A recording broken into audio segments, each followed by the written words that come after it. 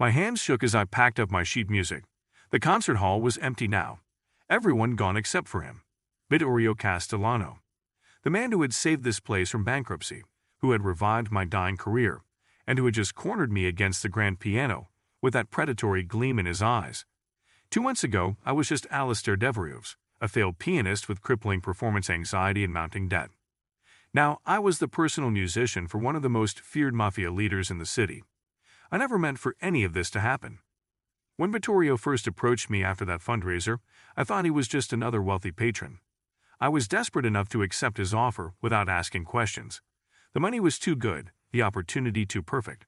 By the time I discovered the truth about his business ventures, I was already in too deep. The worst part, I found myself drawn to him. The way he closed his eyes when I played Chopin. How he spoke about music with genuine passion. The gentle way his dangerous hands turned the pages of my sheet music. Tonight was different. After my performance, he dismissed his men and locked the doors. My heart raced as he approached, his footsteps echoing through the empty hall. When he cornered me against the piano, I could smell his expensive cologne mixed with whiskey. "Your music moves something in me I thought was dead," he whispered, his lips dangerously close to my ear. "And now I need something more from you." I knew right then that my life would never be the same. Before we start this video, buckle up, get ready and subscribe for a special surprise tomorrow. Alistair's fingers danced across the keys, each note perfect yet somehow hollow. The Chopin Nocturne filled the nearly empty concert hall, bouncing off rows of vacant red velvet seats. He could count the audience members on 2 hands. A few elderly patrons, a couple of music students who'd gotten free tickets, and the janitor who always lingered during performances. The once prestigious Blackwood Concert Hall reduced to this. As the final notes faded, the sparse applause felt like pity more than appreciation. Alistair forced a smile and bowed. His concert tuxedo, once perfectly tailored, now hung slightly loose on his frame after months of skipped meals to pay the rent. "Beautiful as always, Mr. Devereux," Mrs. Whitmore said, the eldest board member approaching the stage after everyone else had left.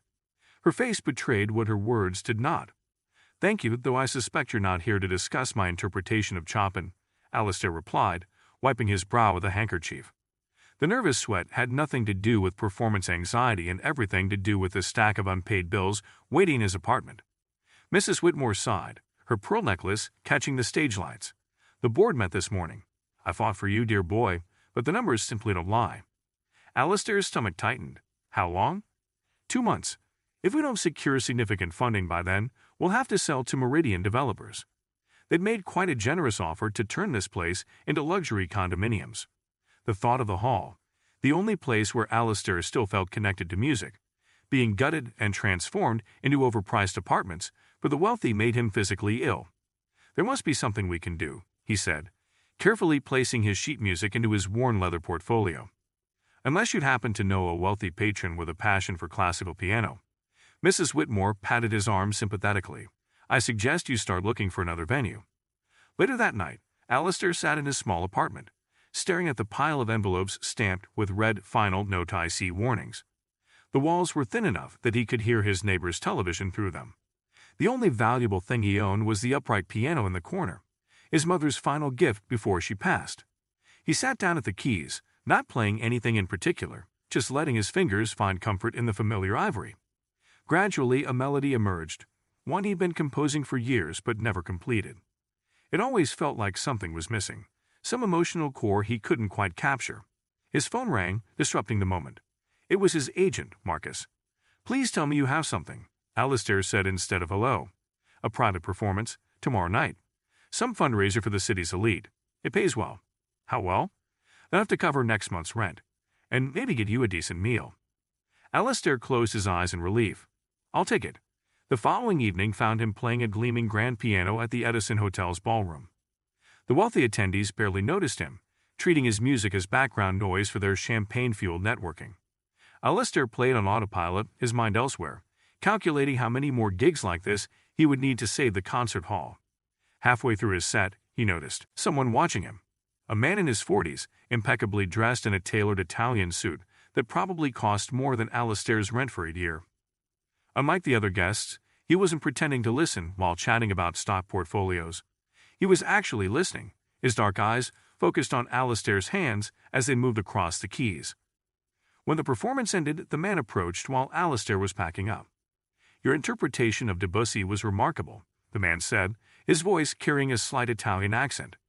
"You found emotions in the piece that most performers miss." Alistair looked up, surprised by the genuine appreciation. "Thank you, Mr. Castellano." Vittorio Castellano. He'd extended a hand adorned with a single gold signet ring. His grip was firm, confident. "I have a proposition for you, Mr. Devereux." Alistair's eyebrow raised. "You know my name." "I make it my business to know talented people," Vittorio replied with a slight smile. "Perhaps we can discuss it over dinner. Tomorrow evening?" Every instinct told Alistair to decline. There was something intimidating about this man, a coiled tension beneath the polished exterior. But desperation has a way of silencing instincts. "What kind of proposition?" Alistair asked cautiously. "One that could save your concert hall." Alistair's breath caught. "How did you?" "As I said, I make it my business to know things." Vittorio handed him a business card. Simple, elegant, with just a name and phone number. No company, no title. 8 o'clock. Il Tesoro Restaurant. "My driver will collect you." Before Alistair could respond, Vittorio was gone, moving through the crowd with the ease of someone accustomed to power. That night, Alistair couldn't sleep. He researched Vittorio Castellano online, finding surprisingly little. Some mentions in society pages, photos at charity events, but nothing about his business or source of wealth. Only vague references to import/export and real estate investments. It was what Alistair didn't find that concerned him. No LinkedIn profile, no company website, nothing that would be expected of a legitimate businessman. One forum comment caught his eye. Opened it, Vittorio Castellano stood in his hallway, looking completely out of place in the dingy building with his immaculate suit and polished shoes. "I thought we should continue our conversation," Vittorio said, walking past Alistair without waiting for an invitation. He surveyed the small apartment, his gaze lingering on the piano. "May I?" Without waiting for permission, he sat down and played a perfect rendition of the first few bars of Rachmaninoff's Piano Concerto No. 2. Alistair couldn't hide his surprise. "I studied for many years before the family business required my attention," Vittorio explained, closing the piano lid gently. "Music remains one of my few genuine pleasures." "Mr. Castellano, about your offer." "You've been researching me," Vittorio interrupted, his tone casual but his eyes sharp. "Find anything interesting?" Alistair's blood ran cold. "I don't think our arrangement would work." "It already has," Vittorio replied, standing. "The first donation has been made to the Blackwood Concert Hall. $1 million as a show of good faith." "What? How could you?" The board was quite receptive. "The first event is scheduled for next Saturday. Black tie, private guest list." Vittorio moved toward the door, then paused. "You play beautifully, Mr. Devereux. It would be a shame if you could no longer find venues willing to host you in this city." When he was gone, Alistair collapsed onto his couch, the threat entirely clear. He was trapped, caught between losing everything he cared about or becoming entangled with a man who was almost certainly dangerous. 1 week later, Alistair stood nervously backstage at the concert hall, listening to the murmur of an unseen audience filling the previously empty seats. Mrs. Whitmore had been ecstatic about their anonymous benefactor, never questioning why the donation came with such specific requirements about tonight's event. As Alistair peeked through the curtain, his heart sank. The audience wasn't filled with music lovers. It was filled with serious-looking men in expensive suits, many with bodyguards hovering nearby. In the center of it all sat Vittorio, smiling pleasantly as he chatted with a gray-haired man whose face Alistair recognized from news reports about Russian oligarchs. This wasn't a concert. It was a meeting of criminal organizations, with Alistair providing the respectable cover. He felt sick, but when the stage manager signaled, he walked out and took his seat at the piano. As he began to play, he caught Vittorio's eye in the front row. The man raised his glass slightly in a toast, his expression making one thing abundantly clear. Alistair was now part of whatever game Vittorio Castellano was playing, whether he liked it or not. 3 special events later, Alistair found himself settling into an uncomfortable routine. On the surface, the concerts appeared legitimate, private performances for exclusive guests. But he wasn't naive. The conversations that happened in corners, the manila envelopes exchanged, the occasional raised voice quickly hushed. It was all part of whatever criminal enterprise Vittorio was running. The most unsettling part wasn't the veiled criminal activity. It was how Vittorio watched him play. Not with the distracted politeness of the wealthy patrons Alistair was used to, but with genuine appreciation. During one list piece, Alistair had glanced up to find Vittorio with his eyes closed, completely absorbed in the music. His usual mask of cool control momentarily dropped. After each performance, Vittorio would find him backstage, offering specific knowledgeable commentary on his interpretation or technique. Despite himself, Alistair found these conversations stimulating. It had been years since anyone had engaged with his music on such a deep level. "You're conflicted," Vittorio said one night, catching Alistair packing up his sheet music after the guests had departed. Alistair didn't look up. "Should I not be? I know what these events really are." "Do you?" Vittorio leaned against the piano, his proximity making Alistair tense. "Tell me. Money laundering at minimum? Probably worse." Vittorio laughed softly. "Smart man. Does that bother you terribly?" "Of course it does," Alistair snapped, finally meeting his gaze. "I'm an artist, not a criminal." "And yet the concert hall is thriving," Vittorio pointed out. "Ticket sales for your regular performances are up. The reviews have been excellent. Your career is reviving." It was true. The surge of funding had allowed for renovations, better marketing, and a renewed interest from the public. Alistair's regular performances were now playing to full houses rather than empty seats. "But at what cost?" "I'd like you to come to my home tomorrow evening," Vittorio said, changing the subject. "I have something to show you." The dismissal in his tone made it clear this wasn't a request. Alistair simply nodded, wondering what new complication this would bring. Vittorio's home turned out to be a magnificent brownstone in the city's most exclusive neighborhood, its interior a study in understated wealth, antique furniture, original artwork, and a security system Alistair suspected would put most banks to shame. This way, Vittorio led him through the house to a room at the back, opening the door with a flourish. Alistair's breath caught. The room was a music sanctuary, acoustically perfect, with floor-to-ceiling windows overlooking a private garden. In the center stood the most beautiful piano Alistair had ever seen, a vintage Steinway from the 1920s, its wood gleaming in the soft lighting. "It was my grandmother's," Vittorio explained, running his hand reverently along the edge. "She taught me to play when I was a boy in Sicily. Before everything else, there was music."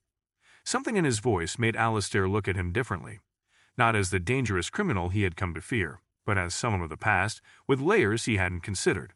"Will you play it?" Vittorio asked, and for the first time, there was a vulnerability in his request.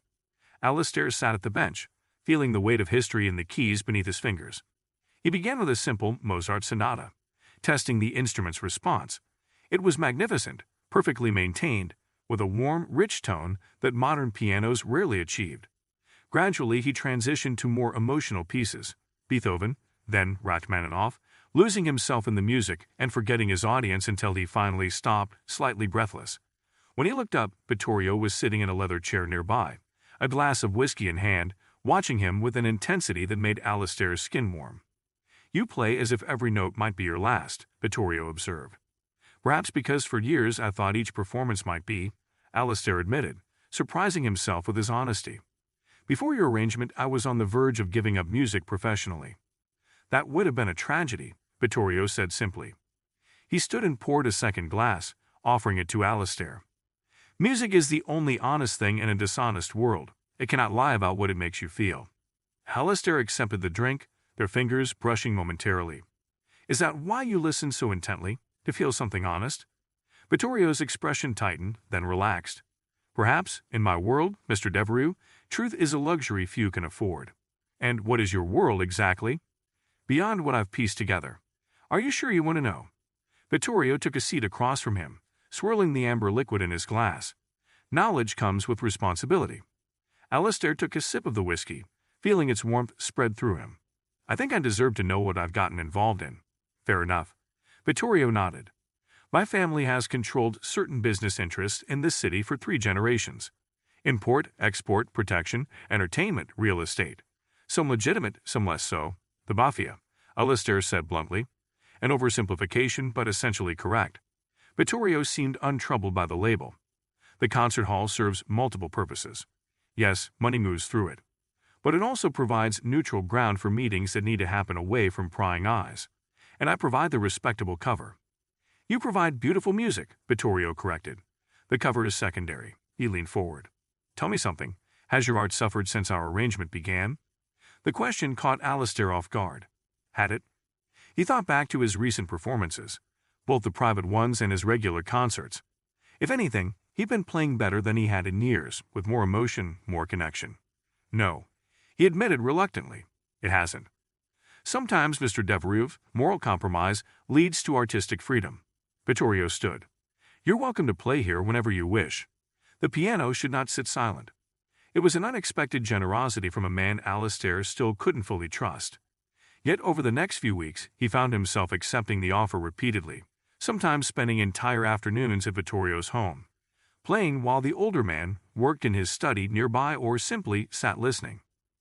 Their conversations grew longer, ranging beyond music to literature, philosophy, even politics. Vittorio, it turned out, was widely read and thoughtful, with opinions that often surprised Alastair with their insight and occasional idealism. Meanwhile, the concert hall flourished. Vittorio had connected Alastair with a marketing specialist who revamped their entire approach, targeting younger audiences without alienating their traditional base. Ticket sales doubled, then tripled. Reviews praised the revitalized programming and Alastair's newly discovered emotional depth. One night, after a particularly successful regular concert, Alastair was alone in the hall, playing softly to himself, the unfinished composition that had haunted him for years. He thought everyone had left until he sensed a presence and looked up to find Vittorio watching from the shadows.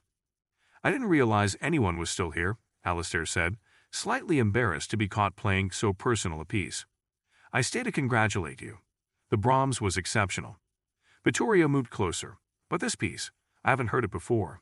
It's mine, Alastair admitted. I've been working on it for years, but it's never quite right. Play it again. It wasn't a request.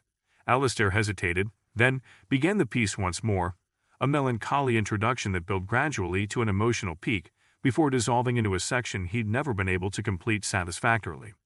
It's about isolation, Vittorio said when he stopped, and the fear of being truly seen. The observation was so accurate it took Alastair's breath away. How could you know that? Because I recognize it. Vittorio sat beside him on the bench, their shoulders almost touching. May I? Without waiting for permission, he placed his hands on the keys and played a variation of the troubled section. Darker, more complex, but somehow resolving the tension Alastair had never managed to release. That's it, Alastair whispered, stunned. That's what it needed. Their eyes met, and something shifted between them, a recognition, a shared vulnerability. Before Alastair could process what was happening, Vittorio leaned forward and kissed him. It was gentle at first, almost hesitant, so at odds with the powerful man Alastair had come to know that he found himself responding without thought, his hand rising to Vittorio's jaw, feeling the slight roughness of evening stubble under his fingers. When they broke apart, neither spoke for a long moment. I should apologize, Vittorio said finally, but if I don't want to. Alastair's heart was racing. This was madness. This man was dangerous, involved in criminal activities Alastair didn't even want to know about. And yet he'd never felt so understood, so seen as in this moment. Don't, he said softly. Apologize, that is.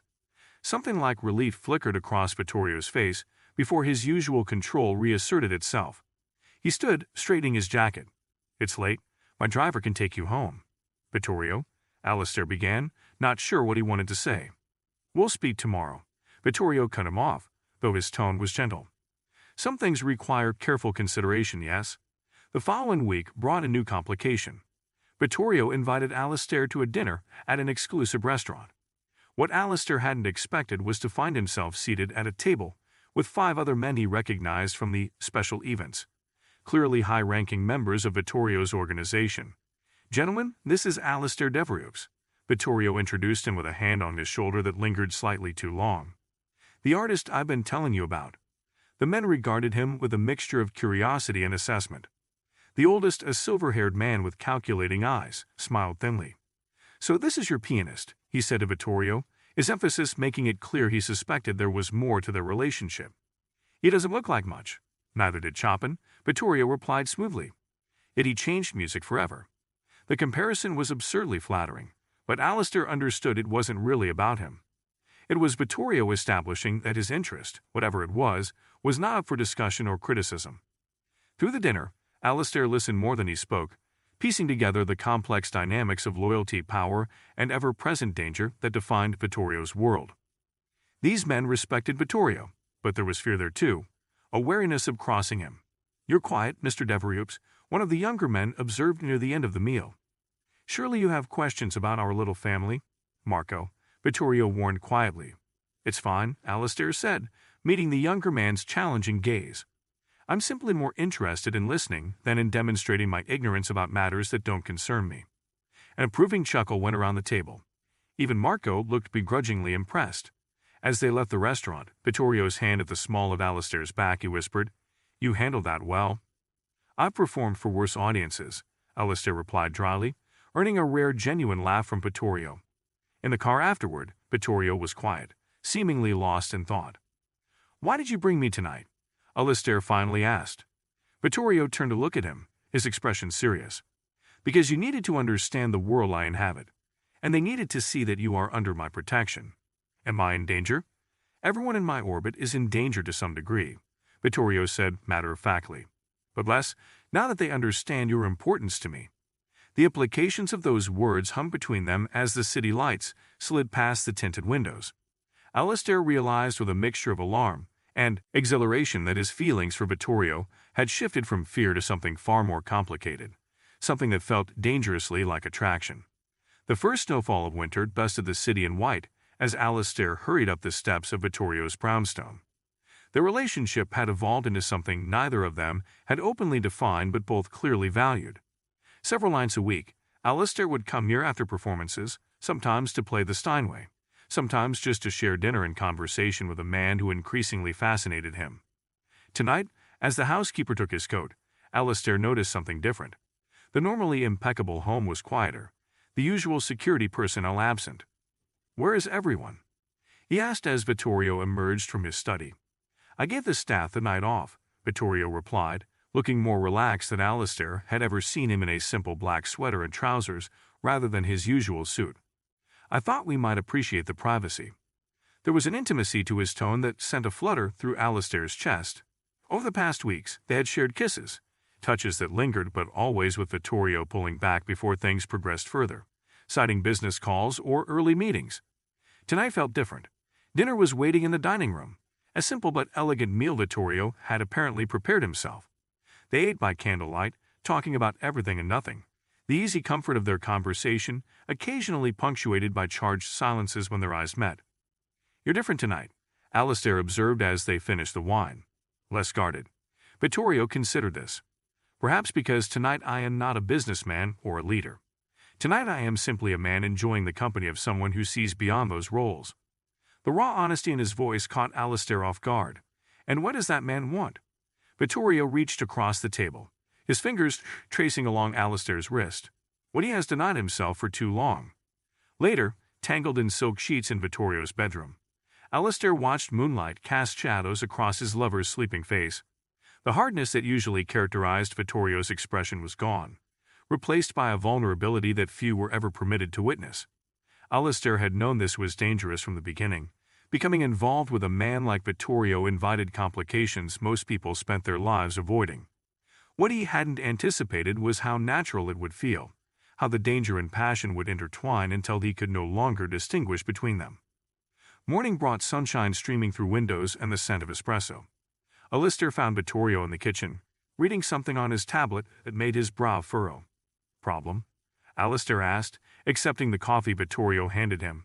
Nothing immediate, Vittorio replied, setting the tablet aside. How would you feel about getting out of the city for a few days? I have a house on the lake. The abruptness of the invitation suggested it wasn't entirely spontaneous, but Alistair didn't press. I'd like that. When? Today, packed the weekend. 4 hours later they were driving through countryside increasingly blanketed in snow, the city's chaos fading behind them. Vittorio himself drove the sleek black Range Rover, another departure from his usual habit of having a driver. The house turned out to be an architectural masterpiece of glass and stone perched on a wooded hillside above a frozen lake. Inside it was all warm woods and plush furnishings, with a wall of windows offering a panoramic view of the winter landscape. It's magnificent, Alistair said, taking in the space. Do you come here often? Not as much as I'd like to, Vittorio admitted, setting down their bags. This place exists outside my usual world. Few people know about it.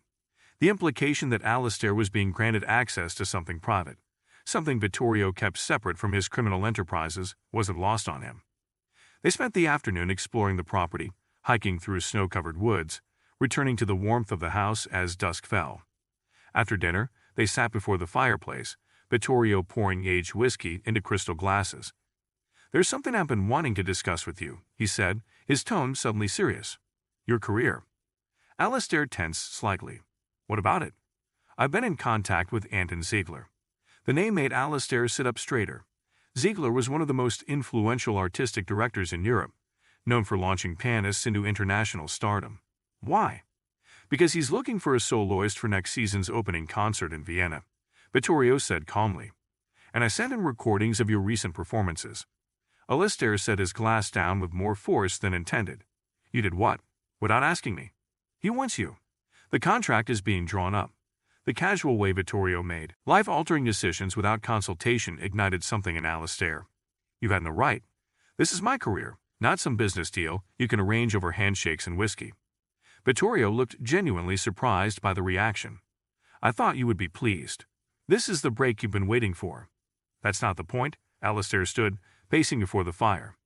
"The point is you made this decision for me without me. Just like you decided I would help launder money through the concert hall. Just like you decided to donate before I agreed. You simply decided." Understanding dawned in Vittorio's eyes. "Forgive me," he said quietly. "I'm accustomed to arranging things as I see fit. It didn't occur to me you might object to an opportunity most pianists would kill for." The apology, rare from a man like Vittorio, deflated some of Alistair's anger. "I don't object to the opportunity. I object to not being consulted about my own life." Vittorio nodded slowly. "You're right. I overstepped." He rose, coming to stand before Alistair. "Perhaps I was afraid." "Of what?" "That if your career took you away from here, you might not have reason to return." There was a vulnerability in the admission that made Alistair's irritation fade entirely. "That what we found might not withstand distance." "Is that what we found?" Alistair asked softly. "What would you call this, exactly?" Vittorio took Alistair's face in his hands, his touch gentle despite the strength evident in his fingers. "I would call it the most honest thing in my life. And that terrifies me far more than any business rival or legal threat ever could." They made love that night with a new intensity, as if both were trying to memorize each other against some future separation. Afterward, watching snow fall outside the bedroom windows, Vittorio spoke of his childhood in Sicily, of the grandmother who taught him piano, of coming to America at 14 when his father took over the family business. "Did you ever want something different?" Alistair asked, tracing patterns on Vittorio's chest. "A different life?" "I wanted to play Carnegie Hall," Vittorio admitted with a self-deprecating smile. "But duty has its own music, and we learn to hear it differently over time." He caught Alistair's hand, kissing his palm. "Perhaps that's why your playing moves me so deeply. You create what I surrendered." The rest of the weekend passed in a bubble of intimacy neither had experienced before. Cooking together, reading by the fire, walking along the frozen lakeshore. Once, Vittorio took a business call, his voice shifting to a harder register that reminded Alistair of the world waiting beyond their temporary sanctuary. On Sunday evening, as they prepared to return to the city, Vittorio handed Alistair a small box. Inside was a key. "To this house," Vittorio explained, "and to my home in the city. Use them whenever you wish, whether I'm there or not." Alistair stared at the key, understanding the magnitude of what it represented. For a man like Vittorio, who controlled access to his world with meticulous precision, this was no small gesture. "Are you sure?" "I've never been more certain of anything," Vittorio replied. "Move in with me, Alistair. Not immediately, if you're not ready. But consider it." The request hung between them, weighted with implications about their future together. Alistair knew accepting would mean deeper entanglement in Vittorio's complicated world. Yet the alternative, walking away from this connection that had rekindled his passion for music and life, seemed impossible. "I'll think about it," he promised. It wasn't a no. Spring came early that year, bringing with it a flurry of activity at the concert hall. Under Vittorio's financial support and Alistair's artistic direction, it had become one of the city's cultural jewels again. These special events continued, but they seemed almost secondary now to the legitimate success of the venue. Alistair's career flourished. The Vienna engagement had indeed materialized. He was set to perform Rachmaninoff's Piano Concerto No. 3 with the Philharmonic in the fall. Critics who had once dismissed him as technically proficient, but emotionally reserved, now praised the depth and passion of his interpretations. He still kept his small apartment, though he spent most nights at Vittorio's. The relationship remained private. Vittorio was too careful about his public image to flaunt their connection, but in private, they had developed a comfortable intimacy that surprised them both. One evening, Alistair sat at the Steinway in Vittorio's music room, working once again on his composition. The piece had evolved significantly since that night at the concert hall when Vittorio had kissed him for the first time. What had once been fragmented and incomplete was now taking coherent shape, incorporating elements of both his classical training and more experimental harmonies. "It's coming together," Vittorio observed. From the doorway, loosening his tie after a long day of meetings, Alistair looked up with a smile. "I think I finally found its heart. Play it for me, the full version." Alistair nodded, settling his hands on the keys. He began with the opening he'd struggled with for so long, the isolation theme Vittorio had identified months ago, but now developed differently, moving through darkness into something more complex, incorporating the variation Vittorio had improvised that night and building upon it. As he played, Alistair poured everything into the music, his fears, his doubts, the unexpected joy he had found with this complicated man. The piece rose to an emotional crescendo before resolving into a coda that was neither fully major nor minor, but something ambiguous and beautiful in its uncertainty. When the final notes faded, he looked up to find Vittorio watching him, with an expression he'd never seen before, a naked emotion that bypassed all his usual defenses. "You dedicated it to me," Vittorio said quietly, not a question but a recognition. "Yes," Alistair admitted. "It's called Staccato Heart, for a heart that's learned to beat in fragments to protect itself." Vittorio moved to him then, pulling him up from the bench into a fierce embrace. "No one has ever seen me as you do," he whispered against Alistair's hair. "No one." That night, as they lay together in the darkness, Alistair finally gave his answer. "Yes," he said simply. "I'll move in with you." Vittorio's arms tightened around him. "You're certain?" "I've never been more certain of anything," Alistair echoed Vittorio's earlier words with a smile. "Whatever complications come with it, this feels right." The next morning, Alistair woke to find Vittorio already dressed, looking out the bedroom window with a troubled expression. "What is it?"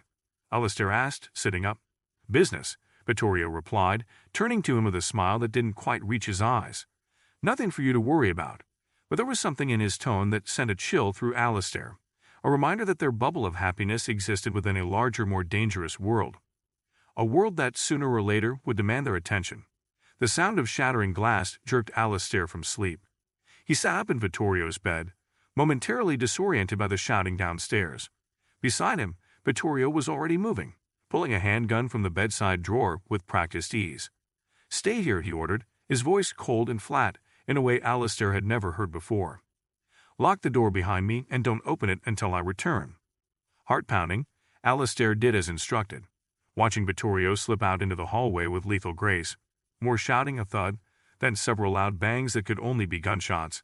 Alistair flinched, pressing himself against the headboard, clutching his phone and wondering if he should call the police. But calling the police on Vittorio's home would be a betrayal, wouldn't it? Minutes stretched like hours until finally, a soft knock at the door. "It's me," Vittorio called. Alistair unlocked the door with trembling hands. Vittorio stood there, a small cut above his eyebrow, but otherwise unharmed. Behind him, two of his security men were directing others in the cleanup of what appeared to be a violent scene in the foyer. "What happened?" Alistair asked, his voice barely a whisper. "A message from the Korovic family," Vittorio replied, his expression grim. "They've been trying to move into our territory for months." This was their way of saying negotiations are over. Alistair glimpsed a body being carried out, wrapped in plastic. His stomach lurched. Someone died? One of their men. Lorenzo took care of it. Vittorio touched his cheek gently. "I'm sorry you had to experience this. It wasn't supposed to touch our life here." Our life. The phrase might have warmed Alistair once, but now it chilled him.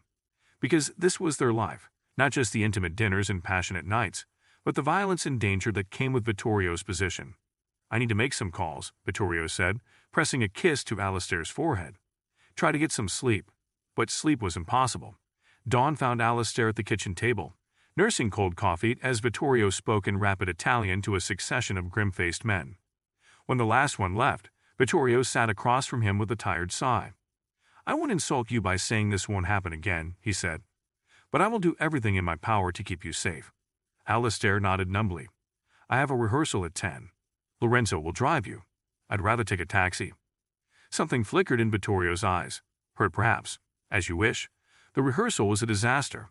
Alistair kept missing cues, his mind replaying the sound of gunshots, the glimpse of a body being removed. The conductor eventually called a break, pulling him aside. Whatever is troubling you, leave it outside when you enter this hall, he advised, sternly. Music demands your full attention. Alistair nodded, ashamed. It won't happen again. But as he walked home afterward, deliberately choosing to avoid Vittorio's waiting car, a new anxiety gripped him. If the Koravic family had attacked Vittorio's home, might they not also target the concert hall? Or Alistair himself, knowing his connection to Vittorio? Lost in these dark thoughts, he almost didn't notice the woman who fell into step beside him, trim, professional-looking, with an alert gaze that missed nothing. Mr. Devereux, she said quietly, I'm Special Agent Meredith Chen, FBI. I'd like to speak with you privately. Alistair's blood ran cold. About what? About Vittorio Castellano, the Blackwood Concert Hall, and your involvement in both. Her smile was thin, and not the opportunity you now have to protect yourself. They ended up in a coffee shop 3 blocks away, sitting at a corner table where Agent Chen showed him her credentials and spoke in a low, measured voice about the extensive federal investigation into the Castellano crime family. We've been building a case for years, she explained, sliding a photograph across the table. Vittorio speaking with a man Alistair recognized from the special events, surrounded by stacks of cash. Money laundering through legitimate businesses is just the beginning. There's extortion, racketeering, and ties to at least 2 unsolved murders. Alistair stared at the photo, his stomach churning. What does this have to do with me? You're the artistic director of the Blackwood Concert Hall, which our financial analysts have identified as a primary money laundering operation. The private events, the mysterious donations, the steady flow of cash. It all adds up. I'm just a pianist, Alistair protested weakly. Agent Chen's smile was almost sympathetic. You're also Vittorio Castellano's lover. Don't look surprised, Mr. Devereux. We've been watching both of you for months. Shame and fear coursed through him. Am I under arrest? Not yet, but you will be when we move on Castellano, unless you cooperate now. She leaned forward. We can offer you immunity, complete protection. All you have to do is testify about what you've witnessed. Testify against Vittorio, Alistair clarified, his voice hollow. He's not who you think he is, Agent Chen said gently. Men like Castellano compartmentalize. The man who plays piano with you and takes you to his lake house isn't the same man who orders beatings over missed payments or arranges for competitors to disappear. It wasn't he. Alistair had seen the seamless way Vittorio moved between worlds, tender lover one moment, ruthless leader the next. It wasn't that he had 2 separate selves. It was that both were integral parts of who he was. I need time to think, Alistair said. You have 48 hours. Agent Chen slid a business card across the table. After that, the offer of immunity is withdrawn. And Mr. Devereux? Her expression hardened. Don't warn him. We're watching. Alistair walked for hours afterward, his mind in turmoil. By evening, he found himself at the concert hall, seeking comfort in the one place that had always been his sanctuary. He let himself in with his key, not bothering with lights as he made his way to the stage. The piano waited in darkness, its familiar silhouette offering no answers to his impossible dilemma. Betray Vittorio and save himself, or remain loyal and face prison, perhaps worse, if the Koravic family had their way. A soft sound made him turn. Vittorio stood in the shadows of the auditorium. I thought I might find you here, he said, walking toward the stage. You didn't answer your phone. I needed space to think, Alistair replied, watching him approach with new wariness. Vittorio noticed, of course. He noticed everything. What's happened? For a moment, Alistair considered lying. But what was the point? The FBI approached me today. They're building a case against you. They want me to testify. He expected anger, perhaps even violence. Instead, Vittorio simply nodded, as if hearing confirmation of something he had long suspected. And what did you tell them? That I needed time to think. A reasonable request. Vittorio sat beside him on the piano bench, their shoulders touching lightly. What are you thinking, then? Alistair turned to face him, searching those dark eyes for the man he'd fallen in love with. I'm thinking about last night. About the gun in your drawer and the body being carried out of your home. About money laundering and murders. And I'm wondering how I ever thought I could separate those things from the man who holds me at night. Pain flickered across Vittorio's face. I never claimed to be other than what I am. But I have tried to shield you from the worst of it. I know. Alistair sighed. That's what makes this so impossible. You've been honest in your way, and I've been willfully blind in mine. What do you want to do? Vittorio asked, his voice carefully neutral. I don't know. If I cooperate, I betray you. If I don't, I go to prison. Alistair laughed bitterly. Or maybe one of your enemies kills me first, like they tried to do last night. I would never let that happen, Vittorio said fiercely. You might not be able to stop it. Alistair stood, pacing the stage. This is the life you've chosen, Vittorio. Violence and danger, and looking over your shoulder. But it's not the life I chose. I just wanted to play music. You've played more beautifully since knowing me than you ever did before, Vittorio challenged. Your career is thriving. The critics who once dismissed you now call you a revelation. At what cost? Alistair demanded. My freedom? My conscience? Vittorio stood, closing the distance between them. I can't change what I am or what I've done. But I can promise you this, no matter what you decide, no harm will come to you from me or mine. If you need to cooperate to protect yourself, do it. The selflessness of the offer stunned Alistair. They'll send you to prison for decades. Perhaps that's the price I pay for bringing you into this life. Vittorio cupped his face gently. Loving you was my choice, Alistair. Live with the consequences of that choice is also mine. Loving you. He'd never said those words before. That night, Alistair returned to his own apartment for the first time in weeks. The space felt alien now, stripped of the comfort it once provided. He sat at his old upright piano, playing softly, trying to find clarity in music that had always guided him before. By morning, he'd made his decision. He called Agent Chen and agreed to cooperate, on the condition that he would only testify about what he directly witnessed at the concert hall, the money laundering, the meetings between criminal organizations. He would not speak about his personal relationship with Vittorio or speculate about other crimes. They placed him in protective custody immediately, a sterile safe house across town with armed agents outside the door. There was no piano, no music, only silence and regret. 3 days passed before Agent Chen brought news. Castellano knows you're cooperating. One of our surveillance teams observed unusual activity at his home. Documents being moved, hard drives destroyed. Is he running? Alistair asked, feeling sick. We don't think so. There's been no attempt to access his offshore accounts or contact his connections in Italy. She studied him thoughtfully. It's almost as if he's preparing for arrest. Accepting his fate, Alistair realized. Just as he'd promised at the concert hall. A week into his confinement, a package arrived, thoroughly searched by FBI technicians before being cleared for delivery. Inside was a sheaf of papers, sheet music.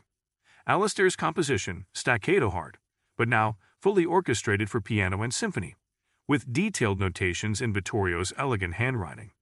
On the final page was a simple message. Music cannot lie about what it makes you feel. Alistair pressed the pages to his chest, tears blurring his vision. In that moment, he understood that Vittorio had known this might happen from the beginning, and perhaps even expected it. Yet he had pursued their relationship anyway, counting the cost and finding it worthwhile. For the first time since entering protective custody, Alistair sat at the small electronic keyboard they'd finally provided and began to play. Not his composition, but something new emerging from the broken pieces of everything he'd gained and lost. Each note was a decision forming, a resolution taking shape. By midnight, he knew what he had to do. The safe house had 2 agents posted outside at all times, one at the front door, one at the rear. They changed shifts at midnight, with a 5-minute window when the replacements arrived but the departing agents hadn't yet left. Alistair had observed this pattern for 10 days, watching from behind the living room curtains as the black SUVs arrived and departed. He waited until 11:58 p.m., then complained of a migraine and retreated to his bedroom. The agent inside the house, a young man named Rodriguez, barely looked up from his laptop. Once in the bedroom, Alistair quickly stuffed pillows under his blanket, grabbed the small backpack he'd prepared, and slipped out the window he'd carefully loosened over the past 2 days. The night air was cool against his face as he dropped into the small side yard, crouching in the shadows. At exactly midnight, the SUVs arrived as expected. While all 4 agents exchanged information on the front porch, Alistair slipped through the neighbor's yard and on the next street over. He had no illusions about how little time he had. Once they discovered him missing, they tracked his phone, checked traffic cameras, alert transportation hubs. But he only needed a small head start. Abandoning his phone in a passing delivery truck, Alistair made his way across the city, using cash for a taxi that dropped him several blocks from his destination. The Blackwood concert hall stood dark and silent, its elegant facade illuminated only by streetlights. Alistair let himself in through the stage door, using the key he still carried. Inside, the familiar smell of wood polish and velvet seats calmed his racing heart. If Vittorio was going to run, this would be where he'd come first, to the place that had connected them from the beginning. The main auditorium was dark, except for a single light above the piano on stage, and there, seated at the keys, was Vittorio, playing Alistair's composition from memory, his back straight, his hands moving with surprising grace for a man who claimed to have abandoned music decades ago. Alistair stood in the shadows, watching, listening to his own emotions interpreted through Vittorio's touch. When the final notes faded, he stepped forward. "I knew you'd come," Vittorio said without turning, his voice echoing in the empty hall. "Though I hoped you wouldn't." "Agent Chen will know exactly where to find me," Alistair admitted, walking slowly toward the stage. "They'll be here within the hour. Then, we don't have much time." Vittorio finally turned, his face showing the strain of the past days. New lines around his eyes, a weariness Alistair had never seen before. "Why did you leave their protection? They would have kept you safe." "Safe from what? You?" Alistair climbed the steps to the stage, drawn inexorably toward this man who had changed everything. "You've never been the danger to me, Vittorio. The danger was always what I might become for you." Vittorio stood, moving away from the piano to meet him. "And what is that?" "Someone who compromises everything they believe in for love." Alistair stopped, just out of reach. "Or someone who betrays love for principle." "An impossible choice," Vittorio acknowledged. "One I never wanted you to face. Yet here we are." Alistair gestured around the empty concert hall. "Are you running?" "No." Vittorio shook his head. "Running would only delay the inevitable and put more people at risk, including you." "Then what?" "I made a deal with the U.S. attorney yesterday," Vittorio said quietly. "Information on the Karathik organization and several other crime families in exchange for reduced charges and certain protections." Shock rendered Alistair momentarily speechless. "You're becoming an informant?" "I'm choosing a different kind of future," Vittorio corrected. "One with a foreseeable end. 6 years, possibly less with their behavior, not decades. But the risk? Your own people will. My most loyal people are already taken care of. The others will adapt or face consequences." Vittorio's voice hardened briefly, then softened again. "I'm tired, Alistair. The business my father built and his father before him has become something ugly, controlled by men who respect nothing but power and fear. Perhaps it was always that way, and I simply couldn't see it clearly until I met you. Why didn't you tell me you were planning this? Your reaction needed to be genuine for your own protection. If my associates suspected you knew in advance," Vittorio shrugged eloquently, "they might have taken measures." Alistair absorbed this, understanding dawning. "You protected me by letting me betray you. There was no betrayal. You did exactly what any rational person would do when faced with prison." Vittorio smiled sadly. "The miracle is that you came back, knowing what it might cost you." Headlights swept across the windows of the concert hall, followed by the distant wail of sirens. Their time was nearly up. "They'll arrest us both," Alistair realized. "Only temporarily in your case," Vittorio assured him. "My attorney will meet you at the station. The terms of my agreement include your immunity, provided you testify about the financial operations as planned." Of course he had arranged that, Alistair thought. Vittorio always planned 3 moves ahead. "And then what?" Alistair asked, the reality of their situation settling over him. 6 years is a long time. "It is," Vittorio agreed, finally closing the distance between them, taking Alistair's face in his hands. "Long enough for you to establish yourself in Vienna, perhaps tour Europe and Asia as you've always dreamed. Long enough to know if what we feel can endure separation and time." "You want me to wait for you?" Alistair whispered, his heart constricting. "I want you to live, Alistair. Play music, create beauty." Vittorio pressed his forehead against Alistair's. "And if when this is over you still feel as you do now, then perhaps we can discover what might have been." The doors at the back of the auditorium burst open, flooding the space with harsh light and shouted commands. Agent Chen led a team of agents down the center aisle, weapons drawn. "Step away from him, Mr. Devereux," she called. "Vittorio Castellano, you're under arrest." Vittorio placed a last, gentle kiss on Alistair's lips, before stepping back, hands raised in calm surrender. As the agents swarmed the stage, Alistair caught Vittorio's gaze one final time, a promise made without words, a connection that even handcuffs and prison bars might not break. 2 years passed like a strange dream. Alistair testified as agreed, describing the money laundering operations at the concert hall in careful detail while omitting any personal observations about Vittorio himself. Once his obligation to the prosecution was complete, he threw himself into his music with a fervor that surprised even his longtime agent. The Vienna engagement was only the beginning. Alistair's newfound emotional depth, born of love and loss and complex moral choices, resonated with audiences worldwide. Critics praised his soulful maturity and profound connection to the emotional landscape of even the most technically demanding pieces. His original composition, Staccato Heart, orchestrated according to Vittorio's notations, became the centerpiece of his performances. The premiere at Carnegie Hall brought the audience to their feet in a standing ovation that lasted nearly 10 minutes. Backstage afterward, his agent handed him a small envelope that had been delivered during the performance. Inside was a simple note in familiar handwriting. "I heard it on the radio. Even more beautiful than I imagined." The following weekend, Alistair drove upstate to the minimum security federal prison, where Vittorio was serving his reduced sentence. The visiting room was sparse but clean, filled with other inmates and their families. When Vittorio entered, thinner than before, but somehow no less commanding in his presence, Alistair's carefully prepared speech evaporated. "Your hair is longer," he said instead, noticing the silver threading through the dark strands at Vittorio's temples. "Prison barbers leave much to be desired," Vittorio replied with a faint smile. "You look well. Success agrees with you." They sat at a small table, the initial awkwardness gradually giving way to conversation about Alistair's performances, the renovation of the concert hall, now under new management but still thriving, the books Vittorio had been reading to pass the time. Neither mentioned the future until visiting hours were nearly over. "I'll be released in 4 months," Vittorio said carefully. "Good behavior and cooperation have their rewards, it seems." Alistair nodded, heart racing. "What will you do?" "Start over. Somewhere quiet, perhaps. I have legitimate investments that will provide comfortably, if not extravagantly." Vittorio studied him, searching for something in his expression. "The question is what you will do when that time comes. I have a 6-month break in my touring schedule beginning in September," Alistair said, the words he'd rehearsed finally finding their way out. "I thought I might spend it somewhere quiet as well, perhaps by a lake." Understanding dawned in Vittorio's eyes, followed by a warmth Alistair had feared might have been extinguished by years of confinement. "I still have the house," he said softly.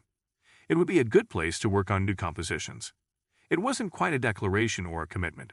They were both too cautious now for such certainties, but it was a beginning, a possibility. A door neither had fully closed despite everything that had happened. When the guard announced the end of visiting hours, they stood, the small table between them suddenly an unbearable distance. "All right," Alistair promised. "I'll be counting the days," Vittorio replied, his composure slipping just enough to reveal the depth of emotion beneath. 6 months later, Alistair stood on the stage of the newly renovated Blackwood Concert Hall, surveying the packed auditorium before him. The hall's rebirth had been a cultural sensation, its illegal past now just a colorful anecdote in its storied history.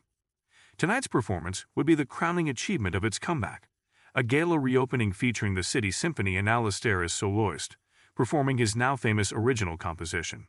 As he walked to the piano, adjusting his tuxedo cuffs, Alistair scanned the audience out of habit. His breath caught when he spotted a familiar figure in the third row, Vittorio, elegant in a charcoal suit, watching him with undisguised pride. He had been released 2 weeks earlier, but they had agreed to postpone their reunion until after tonight's performance.